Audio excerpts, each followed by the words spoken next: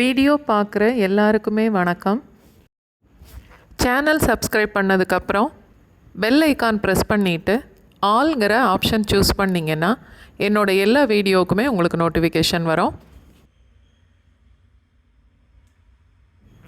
சூப்பராக ஒரு தக்காளி ஊறுகாய் இன்றைக்கி பண்ணி பார்க்கலாம்.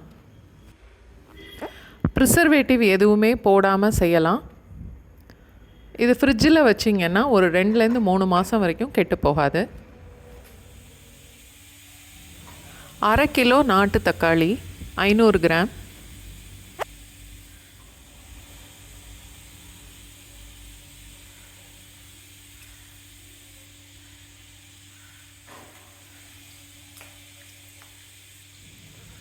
தக்காளியெல்லாம் நல்லா கழுவிட்டு அதில் உள்ள காம்பு பகுதியை இந்த மாதிரி வெட்டி எடுத்துடணும்.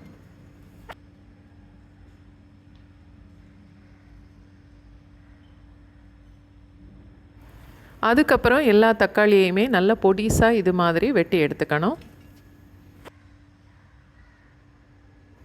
நல்லா அடிகனமான ஒரு பாத்திரம் எடுத்துட்டு அதில் நம்ம கட் பண்ண தக்காளி எல்லாத்தையும் போட்டு ஒரு 6லேருந்து 8 நிமிஷம் வரைக்கும் லோ ஃப்ளேம்லேயே வேக விடணும்.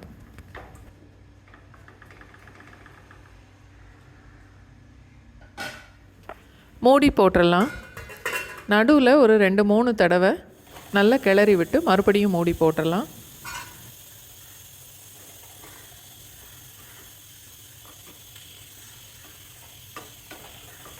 நான் இன்றைக்கி நாட்டு தக்காளி எடுத்துருக்கிறதுனால அதில் கொஞ்சம் புளிப்பு இருக்கும். அதனால ஒரு எலுமிச்சம்பழம் சைஸ் மட்டும் புளி எடுத்திருக்கேன். இது புளிப்பு இல்லாத தக்காளி அப்படின்னா கூட கொஞ்சம் புளி சேர்க்கணும். இப்போ இந்த புளியை ஊற வச்சு நல்லா கெட்டியாக கரைச்சி எடுக்கணும்.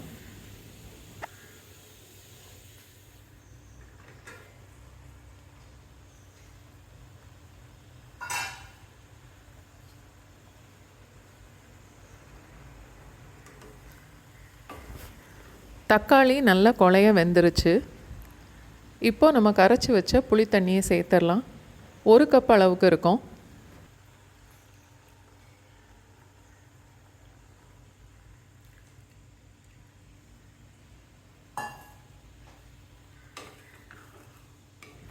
நல்லா கலந்துட்டு இந்த தக்காளியை புளி தண்ணியோடு சேர்ந்து இன்னும் ஒரு 2-3 நிமிஷம் வரைக்கும் கொதிக்க விடலாம்.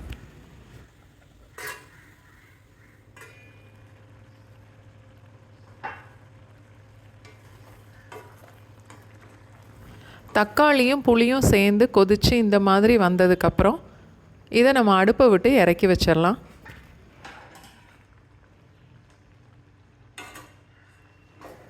இப்போது இன்னொரு பேனில் நான் நல்லெண்ணெய் சேர்க்க போகிறேன்.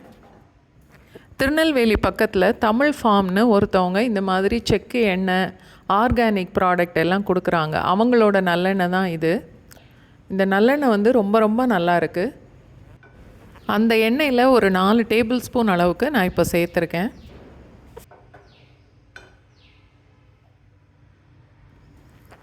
ஒரு டீஸ்பூன் கடுகு, 1/4 டீஸ்பூன் அளவுக்கு வெந்தயம்,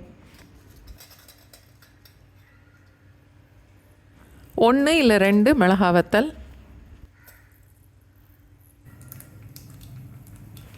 3-4 கொத்து அளவுக்கு கருவேப்பிலை, 12லேருந்து 15 பல் பூண்டு 1-2 தட்டி எடுத்திருக்கேன்.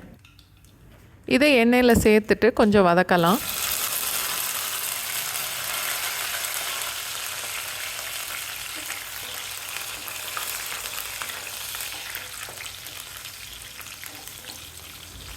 பூண்டு லேசாக செவந்ததுக்கப்புறம் அடுப்பை ஆஃப் பண்ணிவிட்டு 3 டேபிள் ஸ்பூன் அளவுக்கு மிளகாத்தூள், நம்மளோட காரத்துக்கு தேவையான மாதிரி மிளகாத்தூளை கொஞ்சம் கூட்டி குறைச்சி சேர்த்துக்கலாம். 1 டீஸ்பூன் மஞ்சத்தூள், 1 டீஸ்பூன் பெருங்காயத்தூள், எல்லா பொடியும் சேர்த்து இந்த சூடான எண்ணெயில் கொஞ்சம் வதக்கிட்டு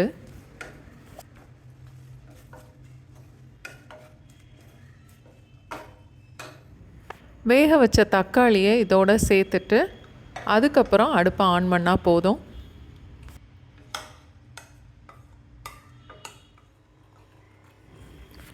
ஊறுகாய்க்கு தேவையான அளவுக்கு உப்பு சேர்த்துக்கலாம்.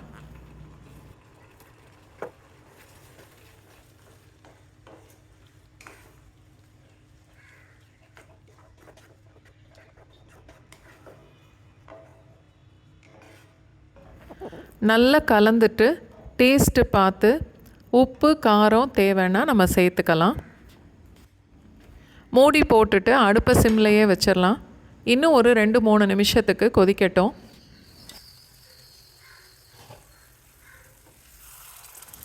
நடுவில் ஒரு 2-3 தடவை கிளறி விட்டுக்கலாம் நல்லா.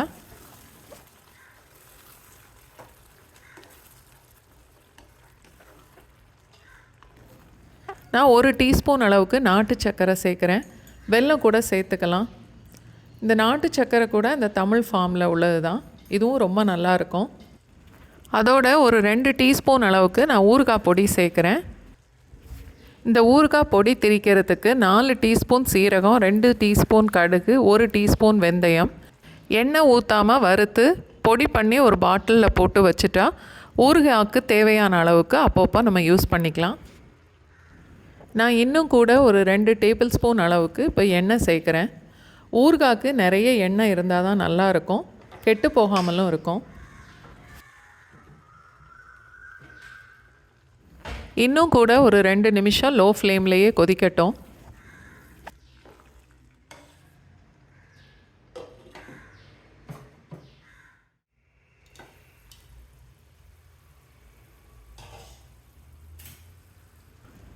ஊறுகாய் இந்த மாதிரி எண்ணெய் தெளிஞ்சு நல்லா கெட்டியாக வரணும்.